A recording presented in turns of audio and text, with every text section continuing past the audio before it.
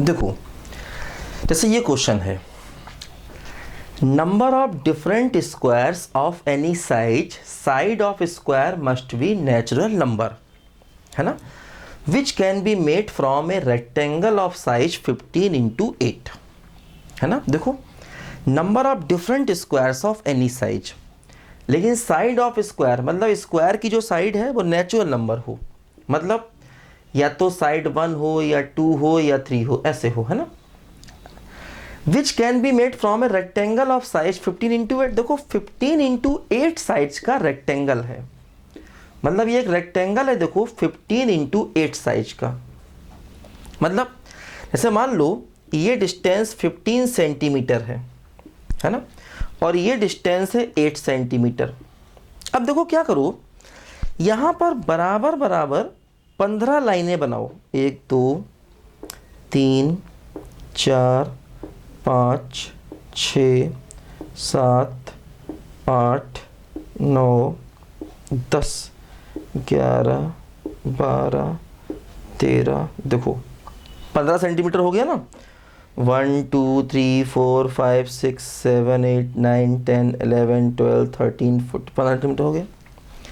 ये 8 है तो 1 2 3 4 5 6 7 8, मान लो ये देखो ये 1 2 3 4 5 6 7, देखो 8 है। देखो क्या है, रेक्टेंगल की जो साइज है वो 15x8 है। तो अब देखो अगर ये साइज 15 है, देखो ये कितनी पैरेलल लाइनें हुई, 1 2 3 4 5 6 7 8 9 10 11 12 13 14 15 16, देखो ये 16 पैरेलल लाइन है। और अगर ये साइज 8 है तो 1 2 3 4 5 6 7 8 9 पैरेलल लाइंस हैं। मतलब अगर हमें एक रेक्टेंगल दिया जाए, मान लो rectangle m into n size का है, तो हम ये मान के चलेंगे कि m+1 पैरेलल लाइंस दी गई हैं और n+1 पैरेलल लाइंस दी गई हैं, हम ऐसे मान के चलेंगे, ठीक है। क्योंकि अगर m इंटू एन साइज का है तो m+1 एक लाइंस पैरेलल है और n+1 लाइंस पैरेलल है।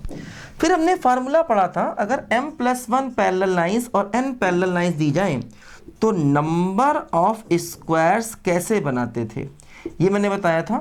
m इंटू एन करते हैं, फिर m-1 इंटू n-1 करते हैं, फिर m-2 इंटू n-2 करते हैं, और ये करते जाते हैं ऐसे करके, है ना। ये 1 क्रॉस 1 के स्क्वायर बनते हैं, ये 2 क्रॉस 2 के स्क्वायर बनते हैं, एंड सो ऑन, है ना। ये मैंने बताया था। तो देखो यहाँ पर बिल्कुल वही चीज़ है कि 15x8 साइज का रेक्टेंगल है, इसका मतलब 16 पैरेलल लाइंस ऐसे दी गई हैं, है ना, 16 पैरेलल लाइंस ऐसे दी गई हैं और 8 पैरेलल लाइंस ऐसे दी गई हैं, इस तरह से।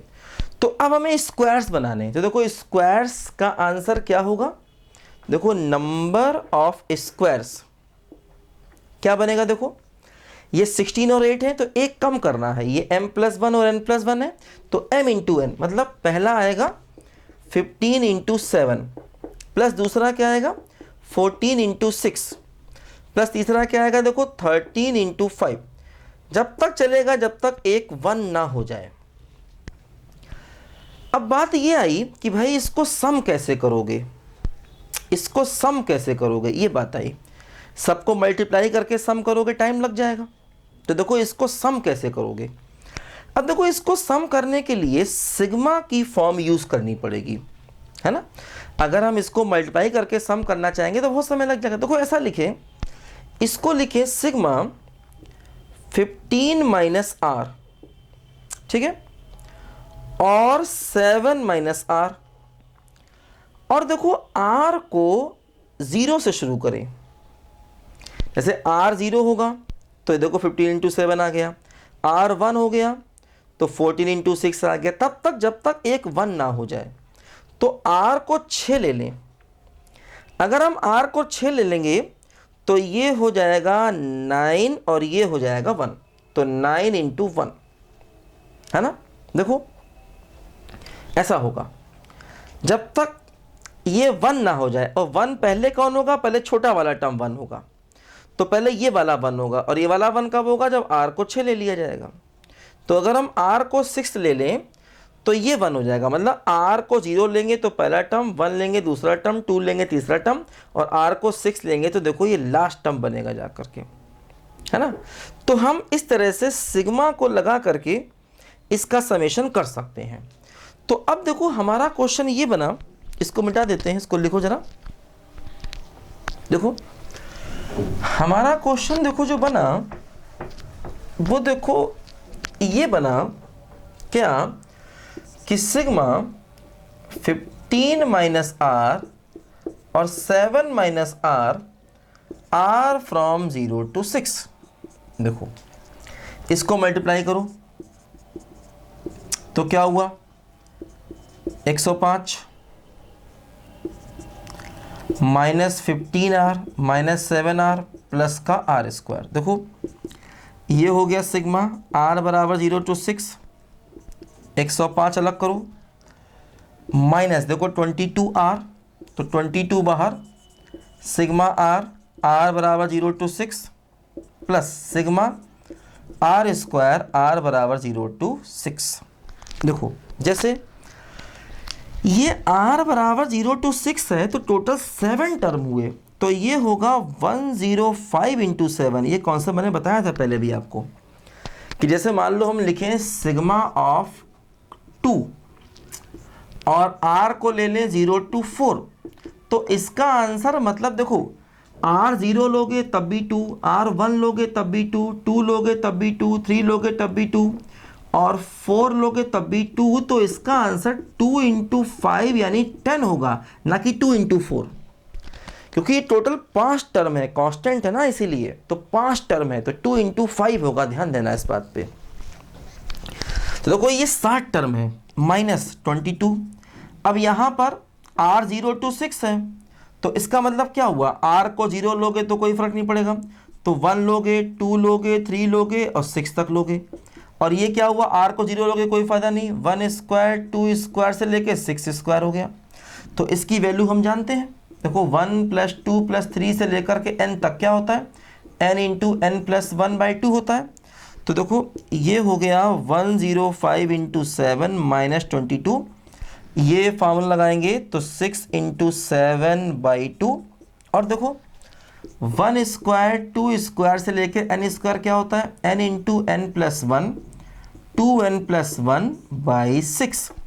तो यहाँ पर देखो 6 स्क्वायर तक जाना है, तो 6 इंटू 7 और इंटू 13/6 है ना, n का मतलब 6, n प्लस 1 इंटू 7 है ना, तो 13/6। देखो ये हमारे क्वेश्चन का फाइनल आंसर आ गया, है ना।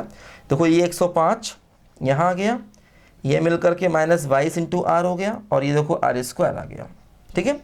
तो इन सबको जब हम कैलकुलेट करेंगे तो हमें इसका आंसर मिल जाएगा, और चाहे तो अलग अलग मल्टीप्लाई करके ऐड कर ले तब भी हो सकता है, इसको अलग मल्टीप्लाई करें, इसको अलग मल्टीप्लाई करके ऐड करें, अदरवाइज सिग्मा की फॉर्म से भी कर सकते हैं, है ना। तो ऐसे इसका समेशन करेंगे। खैर क्वेश्चन तो लंबा है, चाहे किसी मेथड से करोगे कैलकुलेशन थोड़ी टफ है, लेकिन ध्यान देना कि अगर हमें पैरेलल लाइंस ना दी जाए, मतलब 2 सेट पैरेलल लाइंस के, जैसे m+1 एक सेट दिया जाए और n+1 दूसरा सेट दिया जाए, तो उनसे नंबर ऑफ स्क्वायर बनाते हैं। कई बार वो ना देके ये रेक्टेंगल दे देते हैं। अब देखो जैसे रेक्टेंगल दे दिया 15 इंटू 8 साइज का, तो इसका मतलब वही है कि 16 लाइंस ऐसे करके हैं और 8 लाइंस ऐसे करके हैं, तो 16 और 8 लाइन से हमें टोटल स्क्वायर्स बनाने हैं। तो वो देखो हमने यहाँ पर ये बनाए, ठीक है। लिखो बच्चों ध्यान से इसको पहले।